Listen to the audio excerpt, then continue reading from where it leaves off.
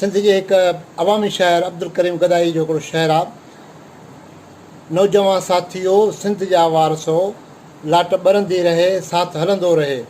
त दोस्तो, हीअ जेका सिंध जे नौजवाननि जेका लाट ॿारी आहे ऐं हुननि जेके ट्विटर ते 10 लखनि खां वधीक कूड़नि डोमिसाइलनि जे ख़िलाफ़ु हिकिड़ो ज़बरदस्त आवाज़ु, ज़बरदस्त मैसेज सॼी दुनिया खे पहुचायो आहे।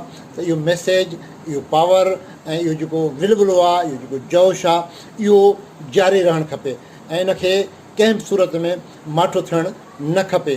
दोस्तो, दुनिया में क़ौमूं उहे अॻिते वधियूं आहिनि जिन पंहिंजे हक़नि जे लाइ जाखोड़ कई आहे, जदोजहद कई आहे, जेके जिन स्ट्रगल कयो आहे।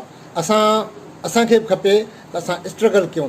स्ट्रगल करण जा कई महाज़ आहिनि, रुगो ट्विटर महाज़ न आहे, रुगो फेसबुक मवाद न आहे, या रुगो सोशल मीडिया मवाद न आहे, पर रोड बि महाज़ आहिनि, किताब पढ़ण बि महाज़ आहिनि, इल्मु पिराइण बि महाज़ आहिनि, शहरनि में वापार ऐं कारोबार करण बि महाज़ आहिनि। असांखे को बि महाज़ ख़ाली छॾणु न घुरिजे ऐं जॾहिं असां इहे सभु कम कया, यकीन ॼाणो त इहे जेके दुश्मन आहिनि, सिंध जा दुश्मन आहिनि, इहे कखपन थी ईंदा।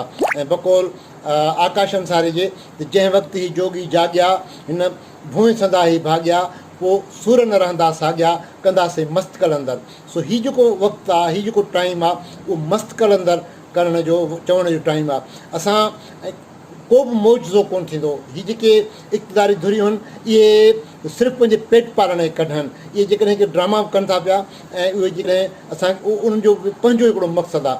तंहिंजे करे सिंध जे अवाम खे, सिंध जे माण्हुनि खे, सिंध जे नौजवाननि खे, सिंध जे हारनि खे, सिंध जे औरतुनि खे, सभिनी खे गॾु थी उथणो पवंदो ऐं गॾु थी करे उथी करे हिकु आवाज़ थी करे हिकु प्लेटफॉर्म तां गॾु थी करे आवाज़ु उथारणो पवंदो। भले प्लेटफॉर्म अलॻि अलॻि बि हुजनि, पर असांजो आवाज़ु साॻियो हुजे, असांजो मक़सदु साॻियो हुजे, असांजी मंज़िल साॻी हुजे। हिकमत मिलियूं असांजूं कहिड़ियूं बि हुजनि, मुंहिंजी हिकमत मिले ॿी हिकिड़ी आहे, ॿिए जी हिकमत मिले ॿी आहे, भले उहो पंहिंजे उन हिकमत मिलनि जे हिसाब सां पंहिंजे रस्ते ते हलंदो हले, पर असां जॾहिं जो मक़सदु जॾहिं असांजी साॻी आहे, मंज़िल असांजी साॻी आहे, त उनजे करे असां पंहिंजो जेको सफ़र आहे उनखे जारी ऐं सारी रखूं। त दोस्तो, अचो त सिंध खे बदिलायूं, अचो त पंहिंजो पाण खे बदिलायूं, अचो त स्ट्रगल जे पासे हलूं, जदोजहद जे पासे हलूं, अचो त रोशनीअ जे पासे हलूं, अचो त ऊंदहि मां निकिरूं।